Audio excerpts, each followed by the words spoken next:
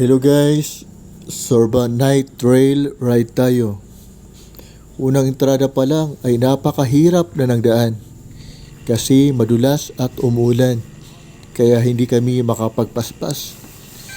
Lusong ang daan dyan guys kaya maingay ang preno.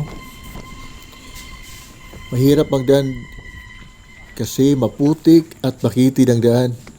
Masyado pang mataas ang Cogondras. Hindi iyan daanan ng mga tao at kahit anong sasakyan. Kami lang ang dumadaan dyan ngayon. Isang pagkakamali mo lang dyan ay pwedeng matapos ang lahat at pwede kang madisgrasya. Kaya dobling ingat kami sa pagpadyak mga idol.